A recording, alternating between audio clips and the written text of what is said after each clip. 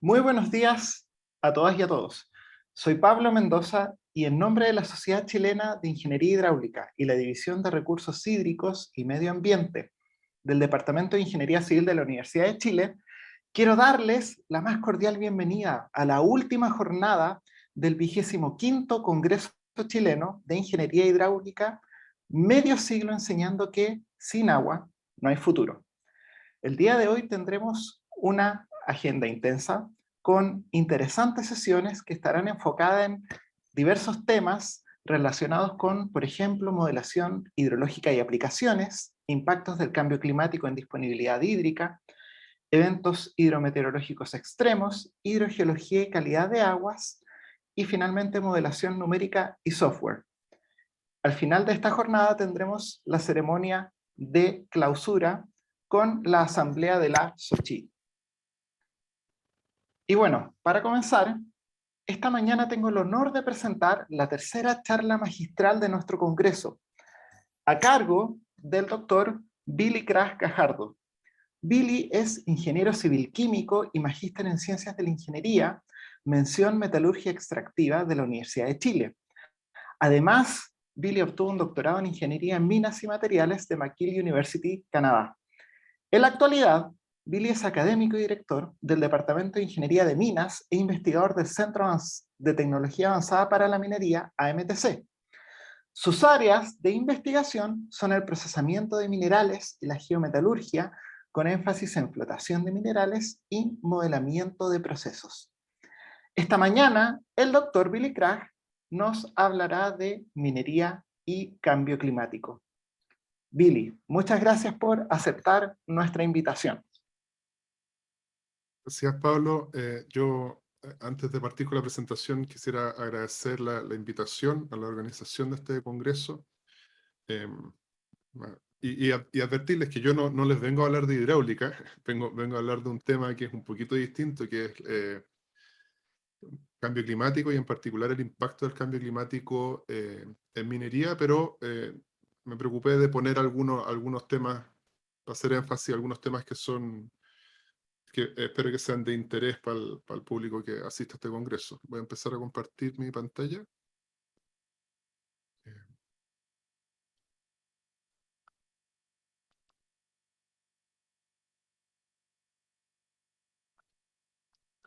Ahora sí.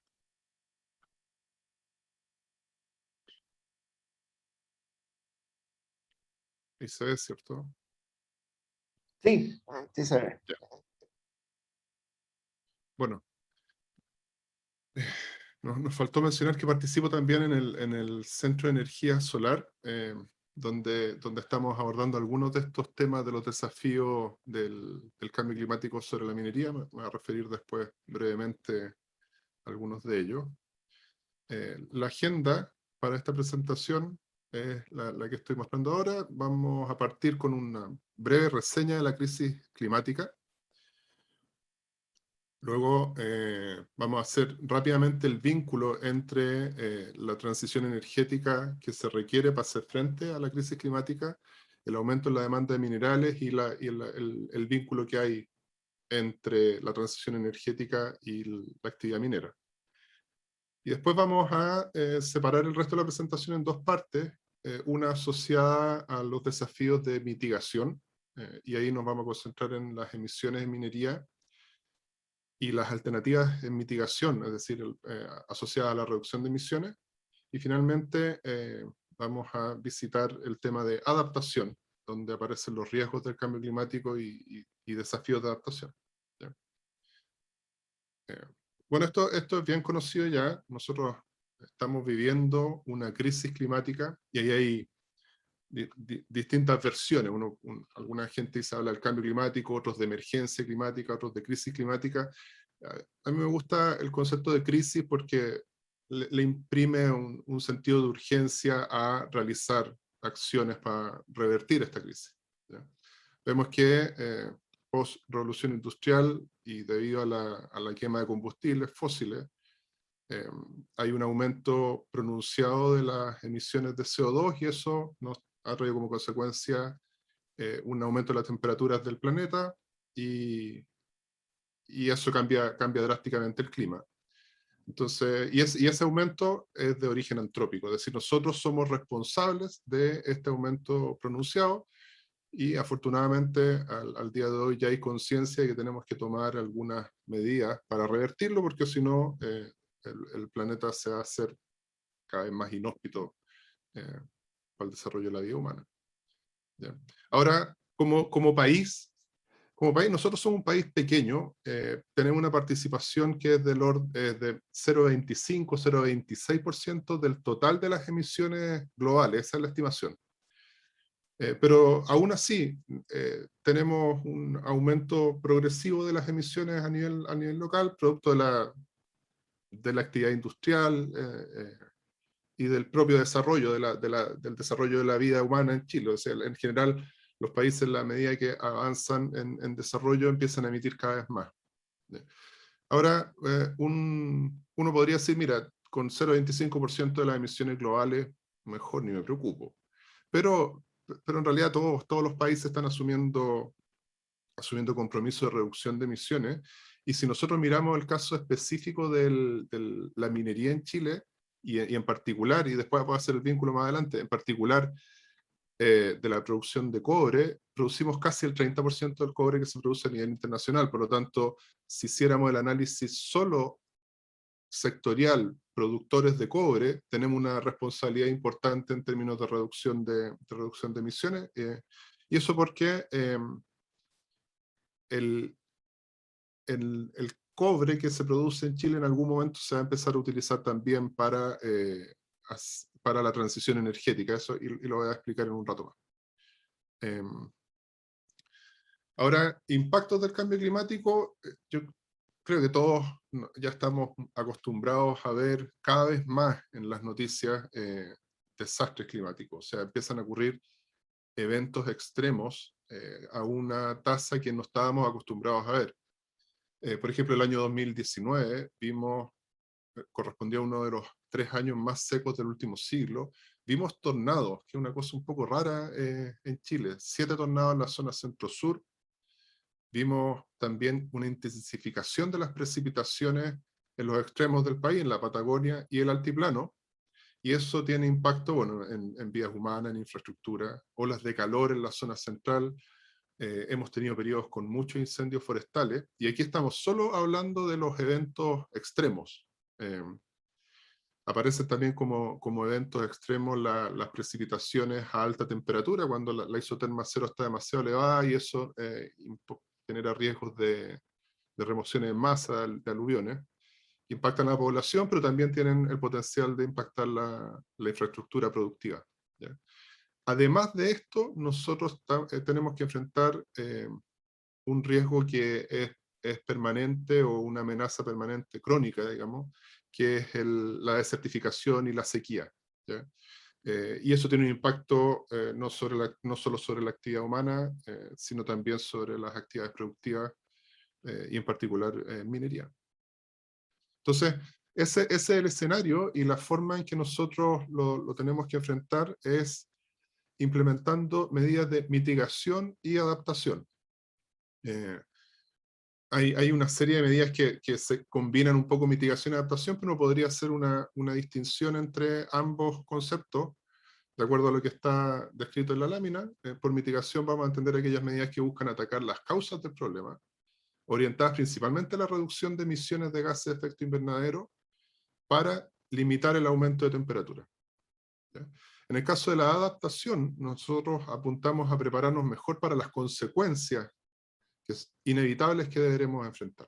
Entonces eso nos da un marco conceptual sobre cómo hacer frente al cambio climático, y de aquí para adelante lo que yo voy a hacer es mostrar cómo aplican estas alternativas al caso de la minería, en particular a la minería del cobre, que es la actividad más importante que tenemos en minería en Chile. Ahora, el desafío, esto es un desafío global, es limitar el aumento de temperatura a 1,5 grados, y para eso al año 2030 deberíamos haber reducido las emisiones globales en un 45% respecto al año 2010, y alcanzar la neutralidad en carbono al año 2050, es decir, de la cantidad total de carbono que se liberó a la atmósfera, ya no deberíamos agregar carbono adicional a contar del año 2050. Ahora, eso supone esfuerzos de cada país, y al interior de cada país supone esfuerzos combinados de los distintos sectores productivos. Entonces, uno podría decir, mira, en algún momento para el sector minero también va a ser necesario llegar a la carbono neutralidad, de aquí al 2050 en algún momento. Y hay desafíos importantes sobre la propia actividad minera. Ahora, a pesar de que nosotros hemos asumido estos compromisos de carbono neutralidad, en los rankings que evalúan la eficacia de estos compromisos somos todavía considerados insuficientes, entonces todavía hay harto que hacer en materia de lucha contra el cambio climático. Ahora, ¿cuál es el vínculo que puede aparecer entre minería y cambio climático? Aparece cuando uno lo mira por primera vez estos dos conceptos juntos y dice, mira, puede ser un poco lejano, es como, ¿cuál será la relación? Bueno, para hacer frente al cambio climático, una de las emisiones más importantes de CO2 está asociado a la generación de energía. Entonces, una de las cuestiones que tiene que ocurrir es que nosotros migremos hacia la generación de energía con fuentes no contaminantes. Y ahí aparecen las energías renovables no convencionales. A eso le llamamos transición energética y es ineludible. Ahora, si es que nosotros cambiamos la forma de producir energía y avanzamos hacia el uso de tecnologías limpias basadas en energías renovables no convencionales, esa transición es intensiva en el uso de minerales. Entonces, desde ya sabemos que por el hecho de producir energía más limpia, vamos a necesitar más minerales y eso impone presión sobre la minería a nivel global. Sabemos además que el cobre es utilizado en todas las posibles tecnologías limpias que se van a requerir para la transición energética. Entonces su demanda va a aumentar sin importar el camino que se escoja. No importa si nos concentramos mucho en energía solar o en energía eólica, en ambos casos vamos a necesitar más cobre. Y ahí pasa que se produce una suerte de círculo potencialmente virtuoso. Y es que, dado que esas tecnologías que yo requiero desarrollar, construir, para la transición energética, apuntadas a alcanzar la carbono neutralidad, son intensivas en el uso de cobre, bueno, el ideal es que el cobre que yo le entrego a la industria de la energía para generar esta tecnología no tenga una huella de carbono alta. Entonces se da un círculo virtuoso ahí, en donde si yo reduzco las emisiones de carbono asociadas a la producción de cobre, voy a entregarle un cobre de bajas emisiones, en el horizonte, un cobre verde, carbono neutral, a las generadoras de energía, y las generadoras de energía además van a estar migrando a producir energía limpia, por lo tanto la energía que yo utilice después para producir la siguiente libra de cobre va a ser limpia. Entonces ahí se produce un círculo virtuoso que nos gustaría explotar, ¿ya? Ahora, no es solo el cobre el importante para la transición energética, litio, cobalto y manganeso también son estratégicos. Nosotros tenemos algún potencial también, en particular el litio, en Chile, ¿ya? Ahora, un poco de contexto sobre demanda mundial de cobre. Muestro aquí, no tenemos el equivalente a esta lámina de cuánto va a requerir cada persona a lo largo de su vida para Chile, pero está como referencia esta lámina que actualizan el Servicio Geológico Norteamericano con periodicidad anual, creo.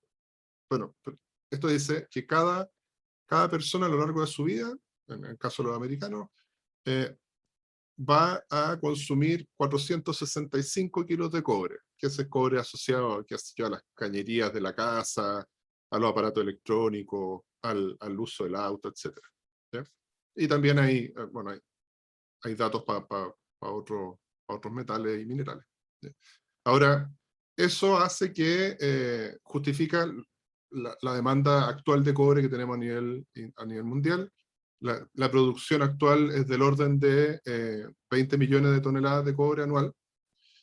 Y si uno mira la proyección al futuro, uno ve que al año 2050, dado que vamos a necesitar construir más paneles fotovoltaicos, vamos a necesitar más almacenamiento de energía, más energía hidroeléctrica, geotermia y energía eólica y otros, se proyecta un aumento en la demanda global de cobre del orden de un 7%, que son como 1.4 millones de toneladas. Eso, Chile produce actualmente 5,8 millones de toneladas de cobre, y ese aumento proyectado, asociado a la mayor demanda de cobre para transición energética, es equivalente a la producción que actualmente tienen de manera combinada Escondida y Chuquicamata, que son dos minas muy grandes. Escondida es la mina más grande que hay en Chile. Ya entonces ya es importante. Nosotros podríamos decir que si Chile fuera a producir el cobre que se utiliza, que se va a requerir solo para estos efectos, de que al 2050 necesitamos un Chuquicamata y una Escondida adicional. Pero eso no es todo. Eso no es todo. A estas 1,4 millones de toneladas anuales extra que vamos a requerir el año 2050, tenemos que agregar la demanda adicional de cobre asociada a la electromovilidad, a la construcción de vehículos eléctricos. El último año se estima que se vendieron alrededor de 3 a 3 millones y medio de autos eléctricos, sobre un universo del orden de 70 millones de autos que se vendieron en total en el mundo el año pasado. Las proyecciones son que al 2040 se vendan alrededor de entre 50 y 55 millones de autos eléctricos. Y bueno, de un total de 100 millones de autos que se espera que se estén comercializando anualmente ese año. Y los autos eléctricos, o sea, la diferencia entre un auto convencional, un vehículo convencional y un vehículo eléctrico es que el vehículo convencional tiene alrededor de 25 kilos de cobre, y el vehículo eléctrico 75 hasta 80 kilos de cobre. Entonces, se necesita mucho más cobre para producir cada vehículo eléctrico, y eso nos permite estimar que el aumento en la demanda de cobre, producto de la electromovilidad ahora, va a ser del orden de 2 a 2,5 millones extra de toneladas que se van a requerir por año, a contar hasta de aquí al año 2040. Entonces, si uno junta este aumento de demanda asociado a la transición energética y la electromovilidad, tenemos del orden de 3,4, 3,9 millones de toneladas anuales extra de cobre que se van a requerir, que representa algo así como 2/3 de la producción de Chile actualmente. Entonces, se va a necesitar mucho más cobre en el futuro, ¿ya? Y eso refuerza lo que decía al comienzo yo de que los desafíos del cambio climático van a requerir que nosotros tengamos una minería un poco más intensiva. Ahora, si miramos las emisiones de la minería ya a nivel local, hay una proyección al alza en el tiempo, producto del crecimiento del sector minero y de una serie de elementos.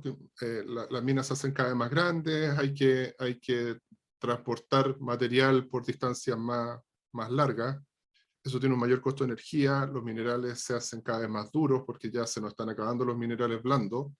Eso también tiene asociado un costo, un aumento en el consumo de energía. Entonces vemos que la proyección es al alza, y eso es preocupante porque la minería es muy intensiva en consumo de energía en Chile. De hecho, demanda un tercio. El año pasado fue un 35%, cuando uno hace el cálculo. 35% de la energía eléctrica total que se produjo en Chile durante el año 2020 fue consumida por el sector minero. Y en términos de diésel, el 20% del diésel que se quema en Chile lo consume el sector minero, principalmente en el movimiento de camiones. ¿Ya? Y si uno mira la separación por proceso, los consumos de energía, ahora expresado en energía, de energía total, es más o menos la mitad de la energía se genera con electricidad, la otra mitad de la energía que se consume en minería corresponde a combustible. Ojo, estos son combustibles que son quemados para mover camiones. No están asociados, no están aquí los combustibles que yo quemé para poder producir electricidad. Este consumo directo de combustible de las compañías mineras, es decir, la compañía minera pagó una cuenta de combustible para poder utilizarlo, a diferencia de la electricidad, del combustible asociado a la producción de electricidad. La compañía minera pagó por la electricidad y la generadora eléctrica pagó por el combustible. Esto es relevante, lo voy a explicar después por qué. Bueno, si miramos los consumos totales por proceso, yo quiero que nos quedemos con los dos primeros, que es lo más importante. Hay un consumo muy alto de combustible en la operación mina, es decir, en el transporte de material, camiones moviendo rocas. Y un consumo alto de electricidad en la concentradora, que es donde yo recibo las rocas y separo lo que es valioso de lo que no. Entonces tenemos alto consumo de combustible en mina, alto consumo de electricidad en proceso. Y eso además, eso implica que después nosotros tengamos que enfrentar los desafíos de reducción de emisiones de manera distinta, según el proceso donde que estemos mirando. Ahora, cuando hablamos de emisiones, es bueno hacer una distinción. Se distinguen tres alcances para las emisiones, para clasificar emisiones que son directas e indirectas. El primer alcance, el alcance 1, corresponde a aquellas emisiones que uno puede imputarle directamente al proceso. Corresponde a la quema de combustible. Si yo tengo un camión al que le agrego combustible para poder mover material, ese camión está generando emisiones de CO2 que son responsabilidad directa de la compañía que está moviendo el camión. Esas son entonces emisiones de alcance 1. Pero resulta que la compañía también necesita energía eléctrica. Y la energía eléctrica, para ser generada, muchas veces produce emisiones de CO2. Entonces, se define este alcance 2 para aquellas emisiones indirectas asociadas al CO2 producido para generar la energía eléctrica que ocupa mi proceso. Entonces, de manera indirecta, la minería es responsable del el CO2 que fue producido por las generadoras de energía para producir la energía que va a necesitar el sector minero. Entonces, alcance 1, alcance 2, emisiones directas e indirectas, y tenemos que agregar un tercer alcance en emisiones indirectas que corresponde a los insumos. Entonces, si yo voy a utilizar un insumo, por ejemplo, medios de molienda, bolas de acero o reactivos, para la producción de esos reactivos, esos medios de molienda, se generó CO2.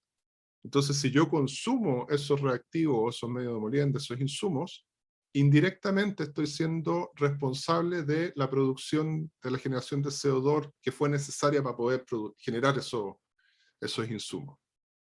Entonces, en este caso, quiero hacer el punto de que el alcance 3 es el que justifica este razonamiento de que nosotros necesitamos cobre de bajas emisiones como insumo para la producción de energía de bajas emisiones, porque en realidad el cobre, las emisiones asociadas al cobre, corresponden a emisiones de alcance 3 para el sector energético que está produciendo energía utilizando ese cobre. ¿Ya? De aquí para adelante nos vamos a concentrar solo en las de alcance 1 y alcance 2. Es un poco difícil trazar las emisiones de alcance 3, por lo tanto han quedado un poquito postergadas, y gran parte de la discusión se ha dado justamente en los primeros dos alcances, es decir, la reducción de quema de combustible y la transición energética para generar energía eléctrica de bajas emisiones. En el caso de la minería, aquí tenemos una estimación de las emisiones directas e indirectas. Recuerden, directas correspondía a la quema de combustible, indirecta al uso de electricidad. Puestas en contexto nacional, representan 15, hay algunos valores que dicen que puede ser un poco más, entre 15 y 20% de las emisiones totales del país corresponden a emisiones asociadas al sector minero. ¿Ya? y una parte importante corresponde a emisiones indirectas que son de electricidad. Brevemente, para entender un poquito la diferencia de por qué en minas se gasta más combustible que en los procesos, una breve visión global de los procesos minero-metalúrgicos. Nosotros tenemos la explotación minera, que puede ocurrir por minería subterránea. Teniente es un ejemplo de minería subterránea, claro. O por rajo, que es rajo abierto. Chuquicamata fue por mucho tiempo un ejemplo grande de minería a cielo abierto. Escondida lo sigue siendo. Chuquicamata ahora está avanzando, pasando de minería a cielo abierto a minería subterránea, porque ya se profundizó demasiado, es muy profundo el rajo, entonces ya no es económicamente rentable seguir aumentando el tamaño del rajo, y es necesario avanzar hacia minería subterránea, ¿ya? Pero si uno mira el grueso de la producción minera, corresponde a minería a cielo abierto, rajo. Y en los rajos, las distancias a recorrer son muy grandes. Entonces, eso nos muestra que, bueno, una parte importante de la minería se hace en rajo, y las distancias a recorrer son muy grandes, por lo tanto, hay consumos grandes de combustible asociado al movimiento de camiones en estas minas, en estas faenas. Ahora, una parte además importante, muy, muy importante, 2/3 o más, de hecho, de ser algo así como el 70% del mineral que se extrae, es necesario procesarlo por la ruta que aquí dice pirometalúrgica, que es molienda, flotación, fundición, electrorefinación. Esta ruta tiene un altísimo consumo de energía eléctrica ahora, asociado a la reducción de tamaño del mineral, ¿ya? Entonces tenemos, si uno tuviera que describir rápido lo más importante en términos de los procesos mineros y metalúrgicos en Chile, uno diría, mira, alta presencia de minería a cielo abierto y alta presencia de ruta de pirometalúrgica, que es molienda, flotación, y a veces hay una parte que sea fundición, otra parte que incluso se comercializa directamente como producto de flotación, que es el concentrado, ¿ya? Entonces, y eso tiene asociado un altísimo consumo de energía eléctrica. Estas son las proyecciones de consumo de energía eléctrica al futuro, al año 2031. La concentradora corresponde a molienda, flotación y separación sólido-líquido, que no está aquí, pero es una etapa importante también. Tiene una proyección al alza en el tiempo, y minería subterránea, ¿dónde está minería? Y rajo, son estas que están acá. Esto es energía eléctrica. No es muy grande la proyección al alza, porque la minería rajo y subterránea en realidad consume mucho combustible, y este gráfico muestra el consumo de electricidad. Ahora, aparece acá arriba un manto asociado, una franja asociada al consumo de agua de mar, y eso es relevante. Yo lo quise incluir un punto acá, pensando un poco en el lema del Congreso. Sin agua no hay futuro. Bueno, sin agua no hay minería tampoco. De hecho, los consumos de agua, la minería no consume mucha agua en el contexto nacional, consume solo el equivalente al 3% de agua, pero de todos modos, eso es en el promedio nacional. Si uno va a las regiones mineras, el consumo de agua, por ejemplo, en Antofagasta, es del orden del 50%. El consumo de agua de minería del consumo total de agua en Antofagasta es del orden del 50%. Entonces, es importante ahí, y lo que ha hecho el sector minero ante la escasez hídrica es empezar a implementar proyectos de desalación e impulsión de agua. Se está utilizando agua de mar, y la proyección es que se utilice cada vez más agua de mar. Entonces vemos cómo en el tiempo empieza a ser cada vez más importante el uso de agua de mar. Al 2030 se espera que casi la mitad del agua que se utiliza en minería corresponda a agua de mar, y el agua de mar requiere un mayor consumo de energía para poder ser utilizada, porque no solo hay que desalarla en plantas de osmosis inversa, sino que hay que levantarla desde la costa hasta donde está la operación minera, y eso puede ser un tramo de 150 o 200 kilómetros, y una diferencia de cota que pueden ser 2.500 metros o más. Entonces eso requiere harta energía. Entonces, desde la perspectiva de las emisiones y de los consumos de energía, nosotros lo que estamos haciendo en minería es transformar el problema de escasez de agua en un problema de energía, y con las consiguientes emisiones asociadas, ¿ya? Ahora, aquí está de nuevo el gráfico consumo de energía. Es distinto al anterior porque ahora está expresado como consumo unitario por proceso, esto es la energía por tonelada producida. Y vemos cómo sigue siendo importante el consumo de energía asociada a combustibles en mina y el consumo de electricidad en concentradoras. Ahora, ¿cómo hacemos frente a esto? Las propuestas para reducir las emisiones en minería se pueden clasificar en estas cuatro. Lo primero es implementar eficiencia energética. Hay espacio para reducir el consumo de energía sin ni siquiera preocuparnos todavía de la incorporación de energías renovables. Está también el desafío de incorporar energías renovables, y ahí el propio sector energético tiene el desafío de avanzar hacia la carbono neutralidad a los ritmos que ha impuesto la discusión pública. Y yo diría que eso es bueno, digamos, las emisiones de alcance 2 van a tender a cero en el tiempo porque hay un compromiso de carbono neutralidad desde el sector energético, ¿ya? Ahora, en lo que respecta al movimiento de camiones y quema de combustible, nosotros tenemos que avanzar en electromovilidad, y ahí la alternativa más interesante que aparece en el horizonte es la utilización de hidrógeno verde, en reemplazo del combustible que se utiliza actualmente, de los combustibles fósiles utilizados actualmente para mover camiones, ¿ya? Ahora, hay dos caminos posibles si es que uno quiere reducir el consumo, las emisiones asociadas al uso de energía eléctrica. Un camino es esperar que el sector eléctrico llegue al año 2040 o al año 2050, cuando sea, con carbono neutralidad. Otra es tratar de adelantar esa reducción en los propios procesos mineros, adaptando los procesos productivos.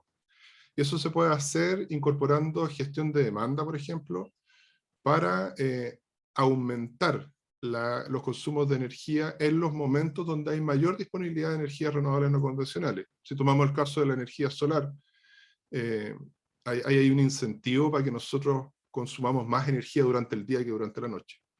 Y eso impone un desafío para el sector minero, que históricamente ha operado con el paradigma de maximizar el tratamiento, maximizar la producción a todo evento. Eso quiere decir tratar de operar la mina con el acelerador al fondo. Y si nosotros decimos queremos implementar gestiones de demanda energética, bueno, eso supone revisar ese paradigma. Supone decir, mira, ¿sabes qué? Yo necesito tener un diseño del proceso que opere con alto consumo de energía durante el día, pero que en la noche opere con un consumo un poco más bajo. Lo que implica que en la noche uno debería estar dispuesto a dejar un poco de capacidad ociosa en el proceso. Eso no es tan fácil de transmitirlo al sector minero porque el paradigma es otro, pero ya está puesto sobre la mesa como un desafío que permitiría adelantar la reducción de emisiones asociadas de alcance 2, asociadas a los consumos energéticos. Y en Chile es bien relevante porque tenemos ventaja en el desarrollo de energía solar, y uno puede ver fácilmente que hay sinergia importante entre el sector minero y la energía solar, principalmente porque una parte importantísima de la actividad minera se da en las regiones donde además hay mucho acceso a energía solar, que es en el norte, en el desierto. Nosotros podemos usar energía solar para generar electricidad, y también podemos aprovechar energía solar para calentar soluciones en algunos de los procesos dentro del proceso minero. Bueno, y también está la posibilidad de utilizar energía eólica o geotermia. Esto por el lado de las emisiones de alcance 2. Las emisiones de alcance 1 requieren avanzar en electromovilidad. Los vehículos eléctricos son la tecnología más prometedora para reducir las emisiones generadas asociadas a la quema de combustible. La minería chilena, la gran minería chilena, tiene un número importante de camiones de alto tonelaje. El número es del orden de 2.000 camiones. De esos camiones gigantes mineros hay alrededor de 2.000 camiones en Chile. Y hay un desafío ahí en avanzar a la electromovilidad de esos equipos de gran tamaño. O sea, no es lo mismo tener un auto híbrido que anda por la calle a tener un camión que es capaz de transportar más de 200 toneladas de mineral. Se requiere un desarrollo tecnológico adicional. De hecho, el camión más grande que está operando 100% eléctrico, me parece que es capaz de transportar 50 toneladas. Es un camión pequeño comparado a los que nosotros tenemos en Chile. Entonces ahí aparece como una alternativa la utilización de hidrógeno verde para los grandes camiones en la minería. Y nuevamente el norte de Chile tiene ventajas comparativas para la producción de hidrógeno verde porque es ahí donde hay energía limpia para poder producir hidrógeno verde. Y nota al margen es que el hidrógeno podría ser menos controversial que el litio. Sobre el litio, que tenemos una alta capacidad de producción en Chile, pesa esta inquietud de que para producir litio se necesita evaporar demasiada agua. Entonces, si bien la industria del litio tiene una huella de carbono baja, porque es una industria principalmente solar, o sea, se evaporan soluciones. La huella hídrica es bastante alta y hay preocupación siempre por el eventual daño de los ecosistemas asociados a los salares, producto de la explotación del litio. Entonces, utilizar hidrógeno podría ser una buena alternativa a la utilización de litio, como alternativa de almacenamiento de energía. ¿Ya? Por eso es que uno lo podría poner ahí como una eventual competencia. Ahora, si uno se abre a la posibilidad de modificar procesos, de integrar energías renovables no convencionales a nivel de proceso, y no solo no se queda esperando que ocurra la otra solución. La otra solución era esperar a que las eléctricas, las generadoras de energía eléctrica, reduzcan por su cuenta las emisiones y así yo me ahorro cualquier problema internamente en la operación minera. Bueno, la alternativa más agresiva sería, desde el sector minero, sería revisar dónde podemos integrar energías renovables no convencionales. Aquí yo lo que muestro es un ejercicio que identifica algunas posibilidades. Voy a mencionar 2 o 3 para dar una idea de cuáles son las alternativas posibles. Uno podría, por ejemplo, aprovechar la superficie de los tranques de relave, de las lagunas de los tranques de relave, para poner paneles fotovoltaicos flotantes ahí. Eso nos permitiría, primero, reducir la tasa de evaporación de la laguna en el tranque de relave, ahorrar agua.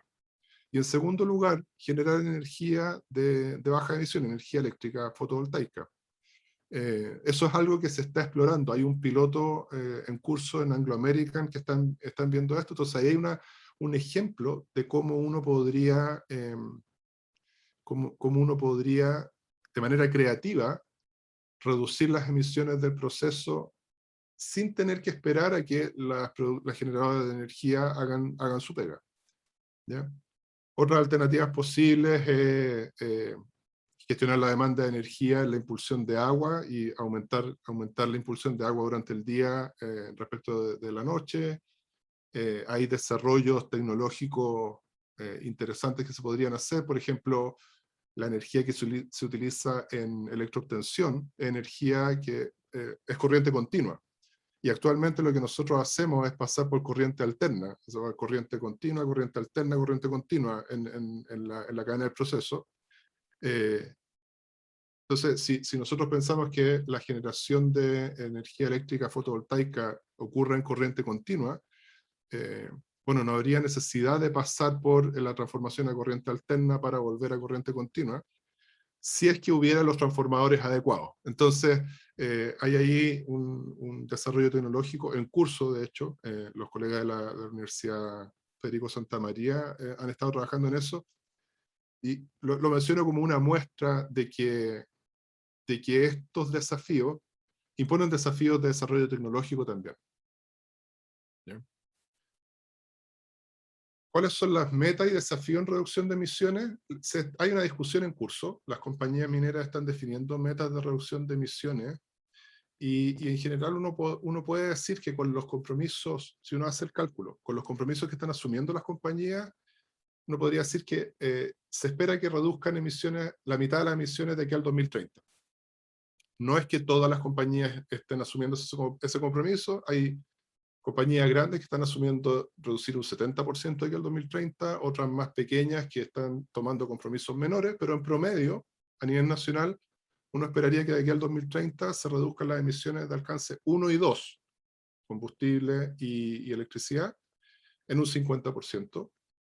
Se están discutiendo metas de carbono neutralidad sectorial al año 2040 o 50, una discusión en curso ahí, no se sabe aún si se va a asumir un compromiso al 2040 o 2050. A nivel internacional, las grandes compañías mineras ya asumieron un compromiso al 2050, entonces nosotros podemos suponer que también va a ocurrir eso acá, y probablemente el desafío más importante a nivel nacional tiene que ver con la reducción de emisiones de alcance 1 en la quema de combustible, porque esa depende de cambios tecnológicos. Yo les comentaba hace un rato que el camión más grande, que opera 100% eléctrico, es bastante más pequeño que los camiones que tenemos nosotros en Chile, y tenemos 2000 de esos camiones. Entonces, hay un desafío ahí en la transformación de esos camiones, eh, que tenemos que asumir con un esfuerzo local importante, porque uno diría, mira, somos un país minero grande y podemos convencer a los proveedores de que adelanten su desarrollo tecnológico, los proveedores de esos camiones, y nos provean un camión eléctrico lo más pronto posible. Bueno, somos grandes, pero en el contexto global, en el mercado relativo global, que es minería de otras cosas también, no solo cobre, no somos tan grandes. De hecho, entre Chile y Perú tenemos alrededor del 10% de los camiones de gran tonelaje que hay en el mundo. Y eso no es suficiente para que nosotros podamos persuadir a los proveedores de estos equipos grandes de que hagan un esfuerzo más acelerado por producir este quiebre tecnológico y tener camiones eléctricos. Y ahí entonces hay un espacio para que nosotros desarrollemos soluciones a nivel local, desarrollemos tecnología para la conversión de camiones. En la siguiente parte, ya en la última parte de la presentación, quiero referirme a los riesgos del cambio climático sobre la minería. Ya vamos a hablar ahora de adaptación. Y la minería está expuesta a estos riesgos, a estos eventos extremos. El aumento de precipitaciones intensas nos genera el riesgo de que hayan inundaciones y en particular que hayan remociones en masa o aluviones. Y eso es muy complicado para la minería teniendo los tranques de relave. O sea, el hecho de que existan los tranques de relave y la eventualidad de que se produzca una remoción en masa cercana a un tranque de relave es una tremenda preocupación para todo. El sector minero está muy preocupado de tener buenas estrategias de control y de monitoreo de sus instalaciones. Bueno, y después voy a hablar un poquito sobre la comunicación de riesgo, que es una cuestión que también es relevante aquí. Ahora, esto está asociado a eventos climáticos extremos. Está también el aumento progresivo de la desertificación, asociada a una reducción de precipitaciones. Ocurre una cosa que parece contradictoria. Hay sequía, pero hay más precipitaciones. Efectivamente, el total de precipitaciones en el año ha ido reduciéndose, ha ido bajando, hay cada vez menos agua, pero cuando llueve intensamente por periodos cortos. Entonces eso nos hace que por un lado tengamos sequía y por otro lado tengamos eventos climáticos extremos.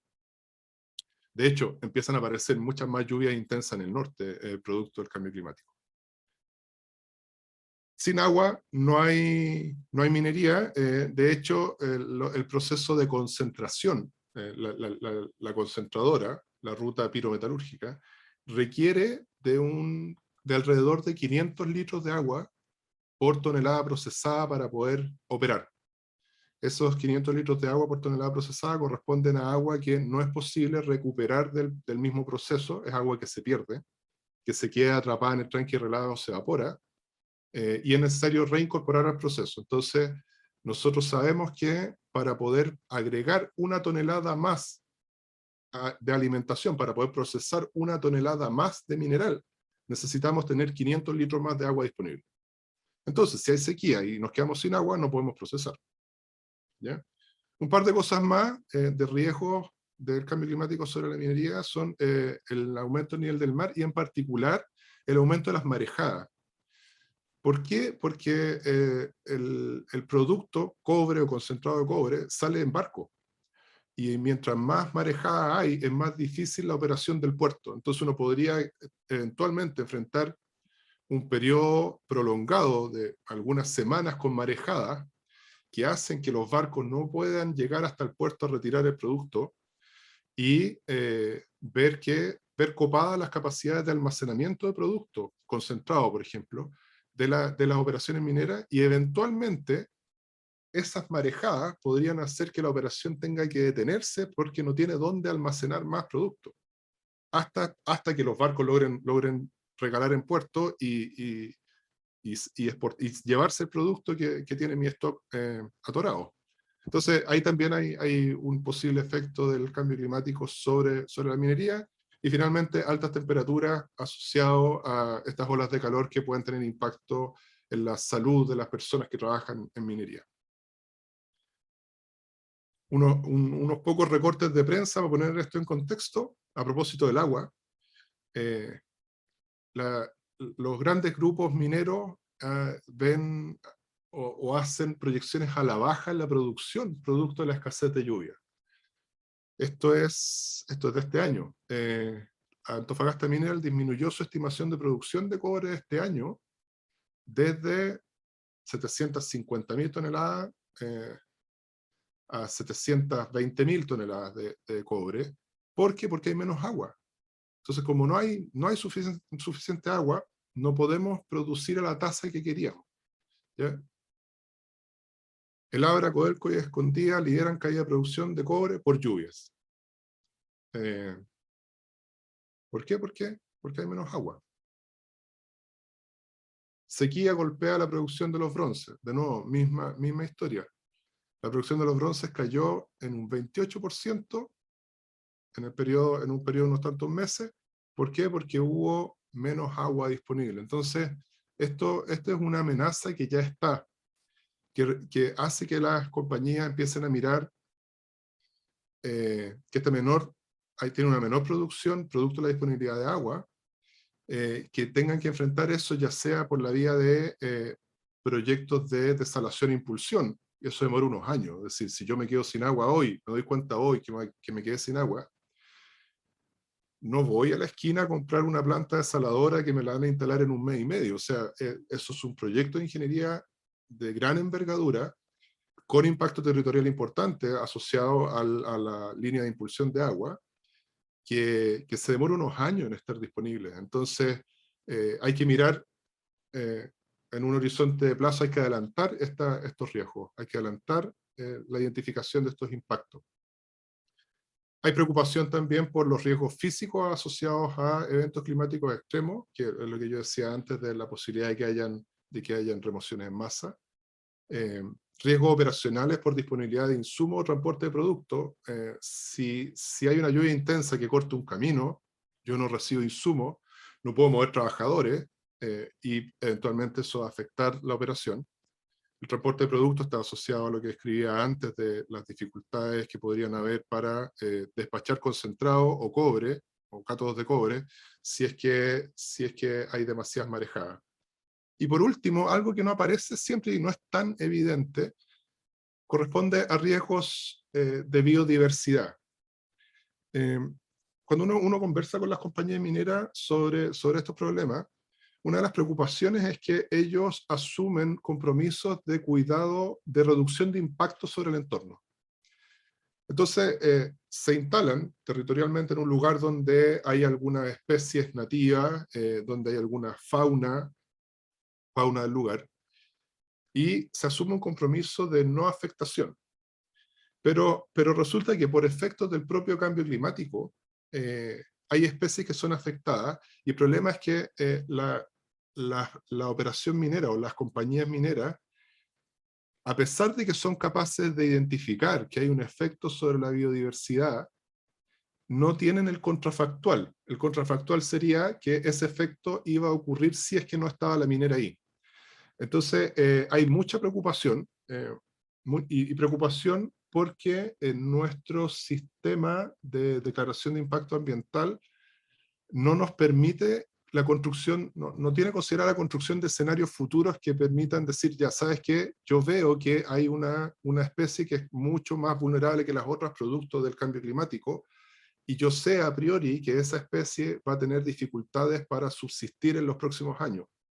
Eso no está, entonces las compañías mineras están muy preocupadas de recibir, de que se les achaque finalmente la responsabilidad de un impacto sobre la biodiversidad que podría haber ocurrido de todos modos si es que no estaba la operación minera ahí. Ahora, lamentablemente, tengo que decir esto, ha habido discursos públicos o intervenciones públicas poco afortunadas al respecto. Es decir, yo con esto lo que estoy diciendo es que hay una preocupación, pero, pero no al nivel, no quiero que se lea como lo que se ha escuchado por ahí de, oye, pero si los glaciares se van a derretir igual, oye, pero si los pingüinos se van a extinguir igual. No, no se trata de eso. Eso yo creo que es una pésima caricatura que han hecho algunos personeros del mundo minero, eh, para tratar de defender el punto, pero se han hecho un flaco favor porque en realidad hay una preocupación efectiva, una preocupación real al respecto, eh, que nos busca fundamentar ese argumento un tanto liviano de que el impacto va a existir igual. ¿Ya? No, en realidad hay un compromiso ahí, eh, que yo creo que hay un compromiso sincero por tratar de cuidar el entorno. ¿Cuáles son los desafíos? Me queda y una lámina más. Desafíos de adaptación en minería. Bueno, reducción de agua o búsqueda de alternativas al agua, reducción de uso de agua o búsqueda de alternativas al uso de agua continental. Hay desafíos de gestión de riesgo. Hay varios riesgos que los pueden asumir o gestionar internamente las compañías dentro de su operación, digamos, del portón hacia adentro. Pero hay otra gestión de riesgo que requiere la colaboración entre distintas entidades, digamos, Ministerio de Medio Ambiente, ONEMI, las propias compañías mineras. Pensemos que la minería es de un despliegue territorial importante. Por lo tanto, hay algunos riesgos asociados al cambio climático que no van a poder ser gestionados internamente, y ahí hay espacio para ver qué institucionalidad se le da a esa gestión de riesgo. Un poco lo que hay con la gestión de riesgo de tsunami. O sea, es claro, nosotros sabemos de qué manera, quién es el que levanta información. Bueno, no ha funcionado en el pasado, ahora suponemos que funciona mejor. ¿Quién es el que levanta información? ¿Cómo se da una alarma? ¿Qué es lo que tiene que hacer la población? O sea, a eso me refiero con la gestión del riesgo, y en el caso de la minería y cambio climático, hay ahí todavía una tarea que hacer. Eh, Está la preocupación del cambio climático sobre el medio ambiente y la biodiversidad en lugares donde también hay actividad minera. Y por último, comunicación de riesgo también es un tema muy, muy, muy sensible, porque el hecho de que algo pueda ocurrir no significa necesariamente que va a ocurrir. Entonces ahí hay preocupación porque la población no vaya a creer que en cada lugar donde hay un tranque relave va a haber un aluvión que va a borrar el tranque relave y las comunidades que hay cercanas. Y entonces esa no sería la manera de transmitir los riesgos asociados. Y ahí yo vuelvo a los desafíos de gestión. Nosotros necesitamos tener sistemas de gestión de riesgo robustos que nos permitan hacer una comunicación efectiva de riesgo. Y esa comunicación efectiva de riesgo implica decirle a las comunidades, esto es lo que pasa con las instalaciones que hay cerca de la comunidad. Si llega a haber un problema, le damos la certeza de que le vamos a avisar de manera oportuna y que además tenemos protocolos de manejo de estos riesgos o los problemas eventuales. Entonces eso es importante también. Finalmente, ¿qué es lo que se desprende de esto? Y esta es mi última lámina, que para enfrentar el cambio climático en minería, nosotros requerimos un enfoque de transformación. Las cosas se han venido haciendo históricamente en minería por siglos, a pesar de que hay avances tecnológicos, pero por siglos se vienen haciendo de una manera, y llegó el momento de abrirse a pensar en que se deben hacer de otra manera.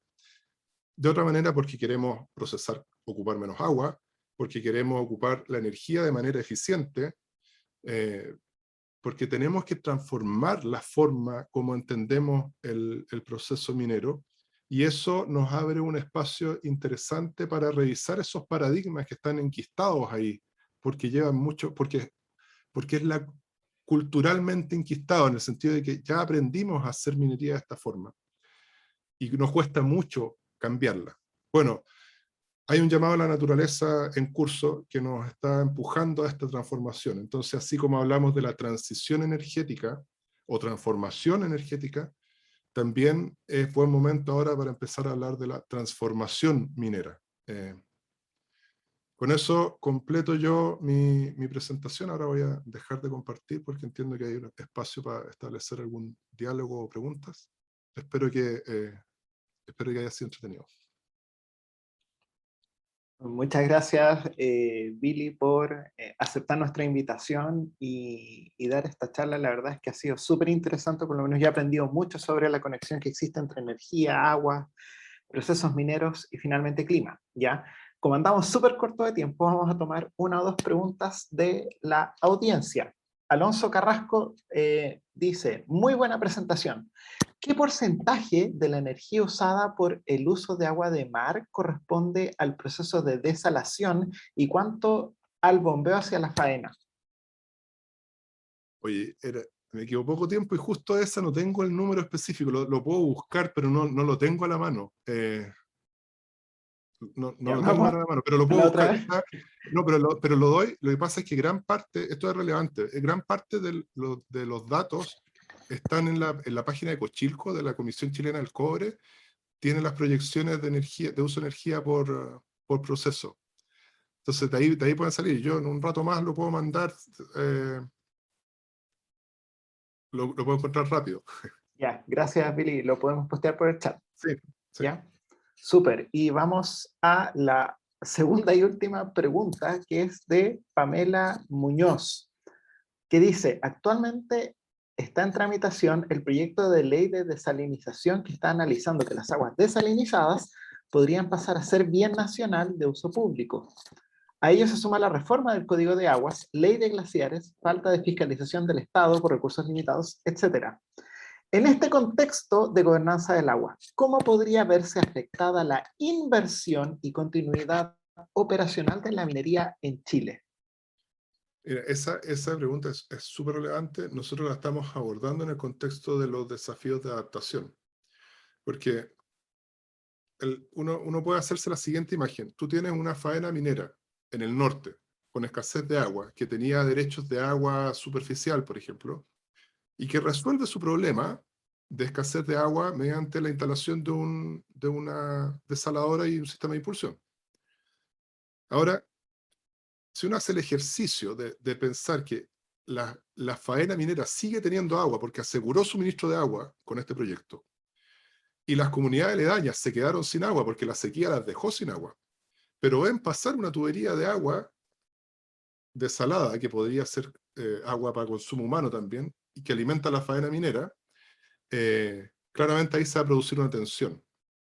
Se va a producir una tensión en el territorio, se va a transformar en una tensión política y va a generar en el mediano plazo un problema para la compañía minera también. Entonces, lo que ocurre ahí es que es necesario hacer una gestión de cuenca. Una gestión de cuenca que nos permita adelantar este tipo de problemas y a la larga, ¿para dónde va a derivar? ¿Hacia dónde va a derivar esto? Yo creo es que de a poco vamos a ver más proyectos de infraestructura compartida, donde ya no solo desalemos agua para la producción, sino que también aseguremos que esa línea de impulsión de agua le entrega agua a las comunidades. Y ahí hay modificaciones reglamentarias y legales probablemente que implementar.